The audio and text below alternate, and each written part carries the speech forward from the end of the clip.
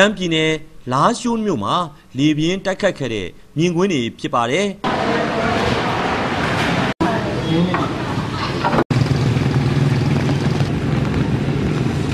3 ရက် 5 လ 4 နာရီ 15 လောက်မိုးတအားရွာလာမိုးတအားရွာပြီးတော့15 မိနစ်လောက်တော့လေတအားကျန်းတာလေကဘလို့မှထိမ့်နိုင်အောင်ကျန်းတာပေါ့နော်ဟိုကတိုက်ဒီကတိုက်ဟိုဘက်ကလာဒီဘက်ကလာနောက်ဆုံးမိနိုင်ဝက်လောက်ကြတော့လုံးဝမှဒီကျွန်တော်တို့အိမ်ဆိုပြိုထွက်သွားတာပွန့်ထွက်သွားတာဒီကနေလွန့်ထွက်သွားတဲ့ဟာကြီးကဟိုဘက်မှာသွားပြီးလမ်းပိတ်တာ15 မိနစ် 20 ကြာတော့မှနည်းနည်းလေးလေးကကောင်းတော့တစ်ခါပြန်ပြီးတော့ကျန်းလာလေကကျန်းလာပြီးတော့လုံးဝမှဟောနဲ့မကြောက်ဘူးတော့အတန်မျိုးလေကြီးကတိုက်တာကြောက်စရာကြီးပေါ်ပြီးတိုက်လာအဲ့ချိန်မှာဖေးအိမ်တွေအကုန်ပြိုအကုန်လန်ထွက်ပြီးတော့ဘလို့မှများကျွန်တော်တို့အိမ်ကလည်းဒီကလေးတွေအကုန်ခရီးမှာဝင်ပုံပြီးတော့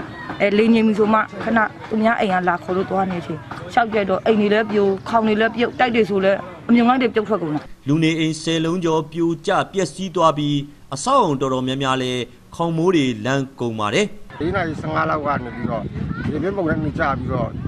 ကျွန်တော်တို့ဒီဒုံးကျင်းမှာရှိတဲ့အိမ်တော်တော်များများတချို့တို့တိုင်းလန်ပြီးတော့တချို့အိမ်တွေကအကုန်လုံးကိုပြိုပြက်ပျက်စီးကုန်တာရှိတယ်ရက်ကွက်1ရက်ကွက်9ရက်ကွက်10 17တွေမှာမေလ 3 ရက်နေ့ညနေ4 နာရီကဒီတိုက်ခတ်မှုဖြစ်ပွားခဲ့တာပါအဲ့ချိန်မှာညီမတို့အိမ်ထဲမှာနေနေရပေါ့အုံလိုက်ကြီးကျွတ်ထွက်ပြီးတော့အရှိကိုပြေးထွက်တော့အိမ်ထဲပြန်ပြေးဝင်တော့လည်းမရဘူးအရှိကိုပြေးထွက်တော့အုံလိုက်ကြီးအပြင်ကိုပြုတ်ကြပြီးတော့ခေါင်မိုးကြီးလန်ပြီးတော့လမ်းပေါ်မှာတော့ပိတ်နေလာရှိုးမြို့မှာဓာတ်တိုင်တွေလည်းပြိုကျကုန်ပြီးနေမြေကန်အစိုးရစစ်တပ်အဆောက်အုံတွေလည်းထိခိုက်မှုရှိခဲ့ပေမဲ့လူသေးဆုံးဒဏ်ရာရတာတွေတော့မရှိခဲ့ပါဘူးခင်ဗျာကျွန်တော်မောင်တူပါ